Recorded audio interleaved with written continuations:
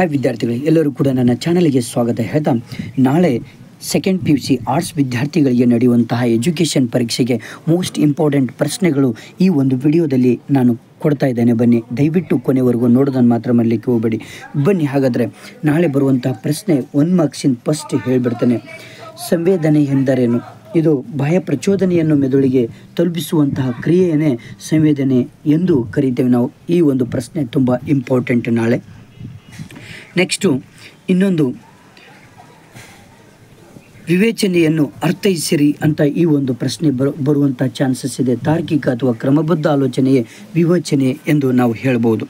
Next 2 ಮಾರ್ಕ್ಸಿಗೆ ಇರುವಂತಹ most important, ಇದು ಮೊದಲನೇ ಲೆಸನಲ್ಲಿ ಹೇಳ್ತಾ ಇರೋದು ನಾನು. ಹಾಗೆ ಮುಂದೆ ಒಂದು ಸಮಸ್ಯೆ ಪರಿಹಾರದ ಚಿಂತನೆ 2 ಹಂತಗಳನ್ನು ತಿಳಿಸಿ ಅಂತ ಕೇಳ್ತಾರೆ. ಸಮಸ್ಯೆಯನ್ನು ಗುರುತಿಸುವುದು, ಸಮಸ್ಯೆಯನ್ನು ಪ್ರತಿನಿಧಿಸುವುದು, ಇದು 2 ಬರೆದ್ಬಿಟ್ರೆ ನಿಮಗೆ 2 ಮಾರ್ಕ್ಸು ಸಿಗುತ್ತೆ.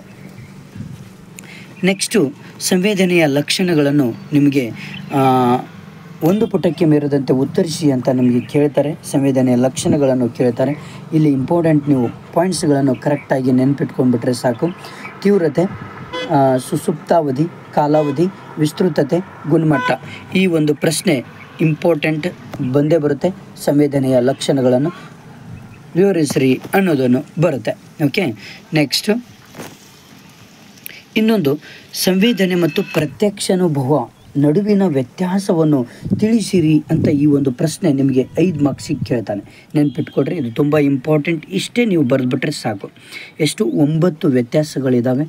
ನೀವು ಆರಾಮಾಗಿ ಈ 9 ವ್ಯತ್ಯಾಸಗಳನ್ನು ಬರ್ಕೊಂಡ್ಬಿಟ್ರೆ ನೀವು ಈಸಿಯಾಗಿ ಏನು ಮಾಡ್ಕೋಬೋದು, 5 ಮಾರ್ಕ್ಸ್ ಪಡ್ಕೊಳ್ಬೋದು. ಇದು ನಾಳೆ ನಡೆಯುವಂಥ ಪರೀಕ್ಷೆಗೆ ತುಂಬ ಇಂಪಾರ್ಟೆಂಟ್, ಸಂವೇದನೆ ಮತ್ತು ಪ್ರತ್ಯಕ್ಷಾನುಭವ.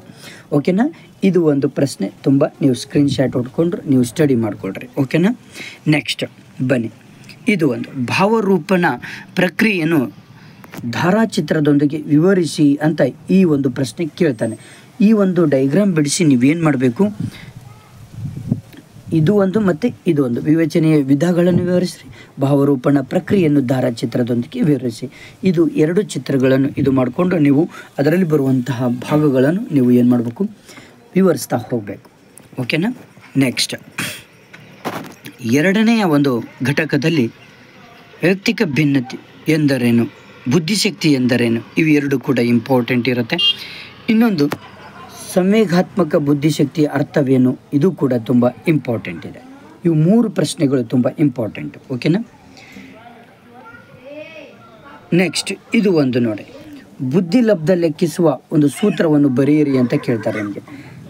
IQವನ್ನು ವಿಸ್ತರಿಸಿ, ಇದು ಒಂದು ಕೇಳ್ತಾರೆ. ಓಕೆನಾ? IQ emotional. ನೆಕ್ಸ್ಟ್ ಬುದ್ಧಿಲಬ್ಧ ಲೆಕ್ಕಿಸುವ ಸೂತ್ರ ಬರೆಯಿರಿ, ಇದು ಒಂದು ಕೂಡ ನಿಮಗೆ ಕೇಳ್ತಾರೆ. ಈ 2 ಪ್ರಶ್ನೆಗಳು ತುಂಬ ಇಂಪಾರ್ಟೆಂಟ್. ಓಕೆ, ನೆಕ್ಸ್ಟ್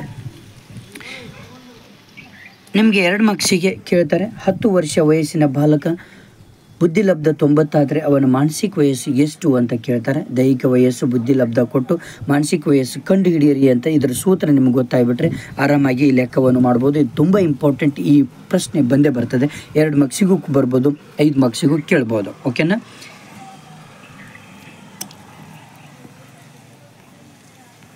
ನೆಕ್ಸ್ಟ್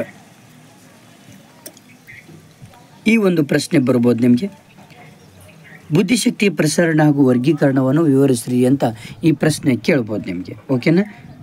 ಇದು ಈ ಪ್ರಶ್ನೆನೂ ಕೇಳ್ಬೋದು. ಈ ರೀತಿಯಲ್ಲಿ ನೀವು ಮಾಡಬೇಕಾಗತ್ತೆ. ಓಕೆನಾ? ನೆಕ್ಸ್ಟ್ ಘಟಕ 3, ವ್ಯಕ್ತಿತ್ವ ಮತ್ತು ಸಮಾಯೋಜನೆ.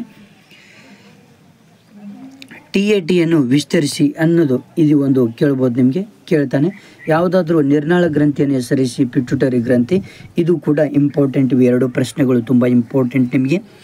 ವ್ಯಕ್ತಿತ್ವದ 2 ಆಯಾಮಗಳನ್ನು ತಿಳಿಸಿ, ಇದು ಕೂಡ ತುಂಬ ಇಂಪಾರ್ಟೆಂಟು. ಓಕೆ, ನೆನ್ಪಿಟ್ಕೊಳ್ರಿ.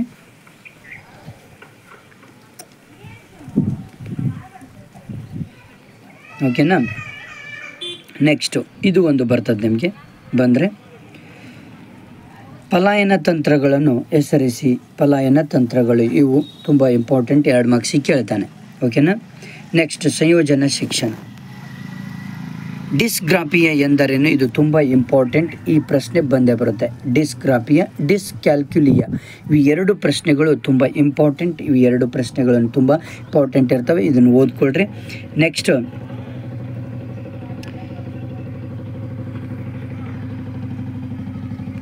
ನೆಕ್ಸ್ಟ್ ಇದೊಂದು ಕೂಡ ಇಂಪಾರ್ಟೆಂಟ್ ನಿಮಗೆ 4-5 ಮಾರ್ಕ್ಸಿಗೆ ದೃಷ್ಟಿ ಸವಾಲುಗಳ ಮಕ್ಕಳ ಲಕ್ಷಣಗಳನ್ನು ಪಟ್ಟಿ ಮಾಡಿರಿ ಅಂತ ನಿಮಗೆ ಕೇಳ್ತಾನೆ.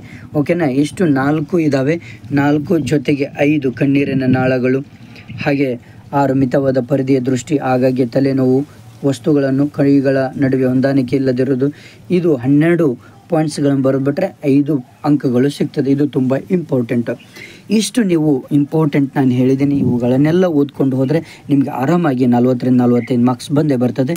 Okay, thank you friends. ಭಾಗ 2ದಲ್ಲಿ ಇನ್ನೂ ಒಂದಿದೆ. ಭಾಗ 2 ಮೋಸ್ಟ್ ಇಂಪಾರ್ಟೆಂಟ್ ಕ್ವಶನ್ಸ್ಗಳು ಬೇಕು ಅಂದರೆ ಈಗಲೇ ನೀವು ಸಬ್ಸ್ಕ್ರೈಬ್ ಮಾಡಿ. Okay, thank you friends. Thank you.